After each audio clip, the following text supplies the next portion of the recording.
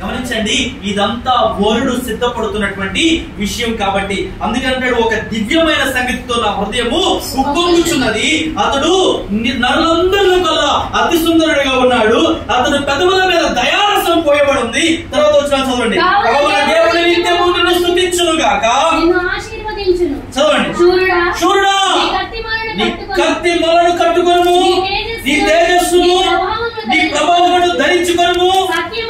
ఇవన్నీ కూడా వరుడు సిద్ధపడవలసినటువంటి విషయాలు. కత్తి మొలను కట్టుకోవాలా? కత్తి అంటే ఏంటో తెలుసా?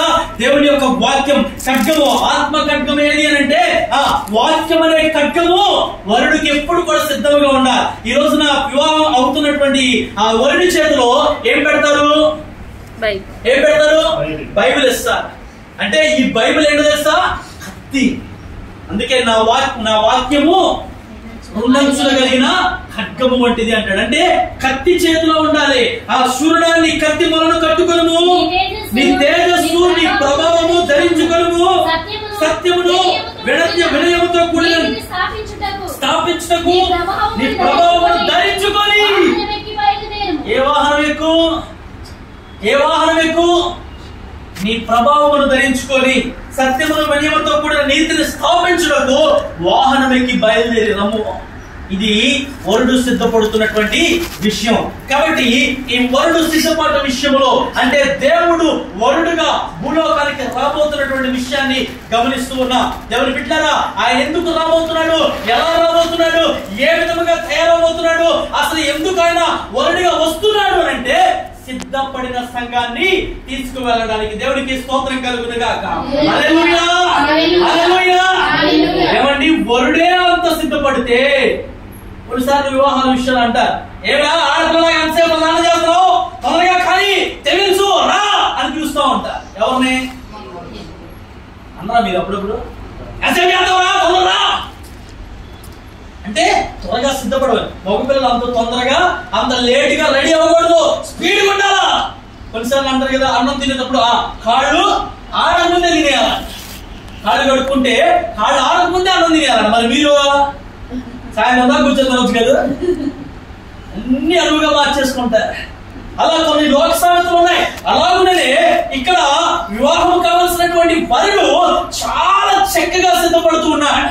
ఆయనలో ఏ కళంకము లేదు, ఏ మత్స లేదు, ఏ డాగు లేదు. ఇంకా ఆయన సిద్ధపాటు ఎలా ఉందంటే ఒకసారి 5వ వచనం చదవండి.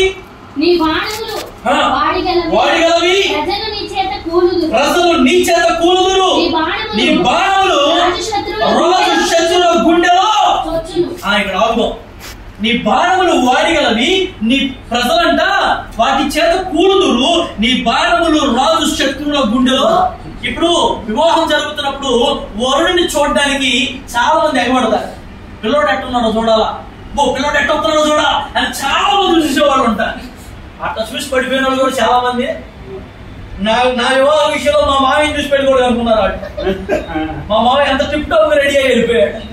ఆమె ఎగదే ఆయనే చదువుతుంది, నన్ను చోట్ల అని టక్కేసుకొని నేను చక్కగా ఏంటంటే ఆయన అప్పుడే ట్రైన్ తీసి ఒక్క మార్చుకున్నాడు. ఆయన పెట్టుకోడు అనుకుంటున్నారు ఊళ్ళో జనాభా అంతా. కానీ ఆయన కాదమ్మా ఇదిగో ఈయన అని తర్వాత చెప్పారు. అర్థమవుతుందా? అంటే ఆ చూపులు చాలా రకాలుగా వివాహంలో ఆ యొక్క వరుడిని చూడాలని చాలా మంది పెళ్ళికొడుకు ఏం చూపించు, పెళ్ళికొడుకు ఎట్టున్నాడు చూడండి అని చాలా మంది అంటూ ఉంటారు కదా.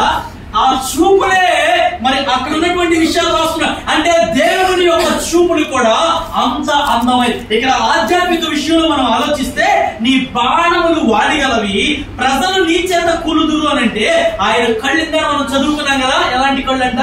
ఆయన నేత్రములు అగ్ని జ్వాలలతో కూడిన ఆయన కన్నులతో చూస్తే ఎవరైనా ఏమయ్యాలి? మాడి మసైపోవాలంటే. ఇక్కడ మనం ఆధ్యాత్మికంగా ఆలోచిస్తే ఆయన కన్నులు సువార్త భారముతో నిండినటువంటి కన్నులు. ఎవరిని చూస్తే ఆయన. ఇప్పుడు నాకు అర్థం కాక విషయం అడుగుతాను. యేసుక్రీస్తు మరి జనసందోహంలో తిరిగేటప్పుడు, ప్రజల వెంట వెళ్ళేటప్పుడు ఎందుకు ఆయన అంతమంది వచ్చేవాళ్ళు చెప్పండి? నానా రకాల కారణాలు ఉండొచ్చు. కానీ ఆయన నోటి మాట, ఆయన కంటి. అందుకే మనం పాటలో చాలా పడుతుంది, నువ్వు ఆకర్షించితే కానీ మేము ఆకర్షింపబడలేమంటారు. ఈ కళ్ళతో చూసేటికి కూడా ఒక పేరు పెట్టారు. ఏంటిది అది? కళ్ళతో చూసి వసింగ్ చేసుకో అంటారు. ఏంటిది అది? ఏంటండి చెప్పండి, నేను ఒక్క చూపులో కలుపు చూసి పడేసావా అంట. ఏంటది? వశీకరణ. ఇది చేతబడులు ఏమండి ఇలాంటి చేసేవాళ్ళ దగ్గర ఎక్కువ ఉంటాయి. వశీకరణ చేసేమంటారు. ఇప్పుడు మన దేవుడు వశీకరణ చేసేవాడు కాదు, అసలు ఆయన చూస్తేనే చాలా. ఎక్కడో వలలు చేపలు వెళ్ళాక ఆ యొక్క వలలు కడుకుంటున్నారండి. ఎవరో పేతురు సీమోను. వాళ్ళు జాలర్లే వాస్తవే, కానీ పేతురు సీమోను అక్కడ వలలు కడుకున్నారంట. ఆయన దగ్గరికి వెళ్ళి ఆయన మాట్లాడుతున్నాడు, మీరు కనుక నన్ను వెంబడిస్తే నేను మనుషులను పట్టు జాలరులుగా. ఏముందండి ఆ మాటలో గొప్ప విషయం? ఏముంది ఆ మాటలో? బ్రతుకు తెరువు కోసం చేపలు పట్టుకునేవాడు. ఇప్పుడు చేపలు అమ్ముకునే వాళ్ళ దగ్గరికి వెళ్ళి, పొద్దునే నేను చేప కొనుక్కొచ్చినప్పుడు ఆ దగ్గరికి వెళ్ళాను, నువ్వు చేపలు అమ్మమాక నా వెనకాల రా, నీకెందుకు నేను మంచి జీవితం ఇస్తాను అన్నాను అనుకో, ఆ 50-60 సంవత్సరాలు నన్ను ఏం చేసింది? అక్కడ ఉన్న బేక్ష తిరగేసి, లేకపోతే అక్కడ బేసి తిరగేసి ఎమ్మకొట్టు పెద్దలే కదా. అట్లాంటి వాళ్ళు నేనట్టు పిలుస్తావా? మరి యేసుక్రీస్తు వెళ్ళి పేతురు సీమోను పిలిచిన వెంటనే వాళ్ళందరూ వదిలిపెట్టారండి. ఏంటి? వాళ్ళు విడిచిపెట్టి యేసుని వెంబడిస్తూ వెళ్ళిపోయారు. అంటే ఆయన చూపులో అంత అద్భుతమైనటువంటి ఆకర్షణ. ఈ రోజు నీవు నేను మన యేసుని చూసావా? ఆయన చూసి మనం వెంబడిస్తున్నావా? మరి వై? ఎందుకు యేసయ్యకు ఇంతమంది ఎందుకు ఆకర్షితులు అవుతున్నారు? ఆయన మనం చూడలా, ఆయన మాట మనం వినలా. అయినా సరే ఇదిగో మంచిగా బైబిల్ పట్టుకొని, చక్కగా పాటల పుస్తకం పట్టుకొని మందిరానికి వచ్చి పాటలు పాడుతున్నావు, వాక్యం వింటున్నావు, ప్రార్థన చేస్తున్నావు. ఇంత ఎందుకు? ఆయన చూపు అంత ఆకర్షితమైనది. మిగతా దేవుళ్ళ దేవతలు కూడా చూస్తున్నాం మనం. మరి వాళ్ళని ఎందుకు ఆకర్షితులు అవ్వలేదు? వాళ్ళ వైపు ఎందుకు మనం తిరగడం లేదు? మన మనస్సు దేవుడితో ఏమైందో తెలుసా? ముడివేయబడి. దేవునికి స్తోత్రం కలుగునగా.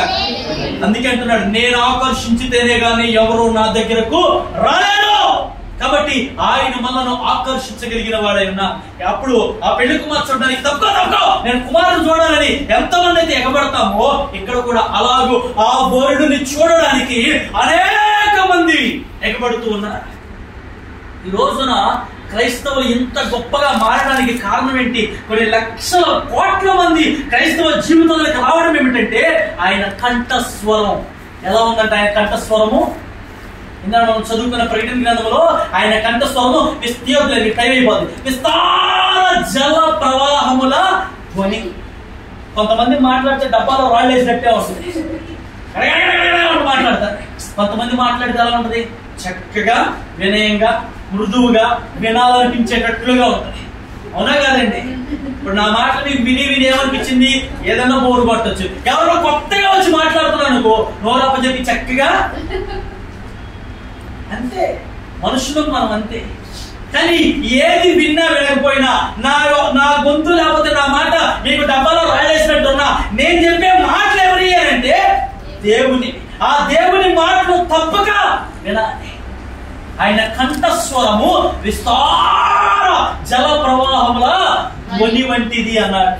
ఈ రోజున కొన్ని కోట్ల మంది మార్పు చెందడానికి కారణము ఆ స్వరము వలనే, ఆ కంఠస్వరము వలనే, ఆ ధ్వని వలనే, ఆ కళ్ళ ఆకర్షితం వలనే. అందుకే దేవాది దేవుడు వరుడుగా ఎలా రాబోతున్నాడు అంటే ఆయన చాలా చక్కటి నేత్రములు కలిగిన వాడు, అందమైనటువంటి గొంతు కలిగినటువంటి వాడు. ఆయనలో ఎక్కడ కూడా ఏలు పెట్టి చూపించడానికి అవకాశం లేనట్లుగా ఆ వరుడుగా సిద్ధపడుతూ ఉన్నాడు. దేవునికి స్తోత్రం కలుగునగాక. హల్లెలూయా.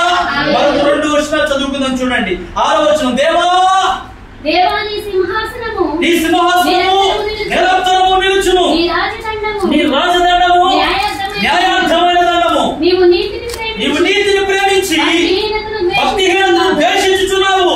కావున దేవుడు నీ దేవుడే నీ చలికాండ్ర కంటే హెచ్చగునట్లుగా నిన్ను ఆనంద తైలముతో అభిషేకించున్నాడు. నీ వస్త్రములెల్లా గోమరస వాసనే, అగరు వాసనే, లవంగి పట్ట వాసనే. ఈ వాసనలు ఎప్పుడైనా చూసారండి మీరు? ఈ వాసనలు ఎప్పుడైనా చూసారా? అట్ట చూస్తారండి నా మొహం ఇంకా. చెప్పలే లవంగా తెలుసుగా మీకు? లవంగా తెలియవా? టీలో ఎట్టుంటది? ఎంత మంచిగా ఉండదో టీ తాగాలంటే. ఏమేసావమ్మా టీలో? 2 లవంగాలు వేసానండి. ఎంత బాగున్నాయో టీ, ఎంత టేస్టీగా ఉన్నాయి. యాలకులు వేస్తారా? లవంగాలు వేయరా? వేస్తారు. ఎందుకు వేయరు? మార్వాడి వాళ్ళు టీలో వేస్తారు, ఘాటు కోసం వేస్తారు. పెప్పర్ అంటే ఎక్కడి నుంచి వచ్చేది? అది ఘాటు ఎక్కడి నుంచి వస్తుంది? అలాంటి వాసన నీ వస్త్రములలో గోపరస వాసనే. అగరు అంటే అగరు వాసన. అవన్నీ సుగంధ ద్రవ్యాలతో కూడినటువంటి వాసనలు. కొంతమంది దగ్గర వస్తాయి వాసనలు, ఇక నిలబడలేము, కూర్చోలేము, అసలు నా దగ్గర కూడా రానివ్వలేము.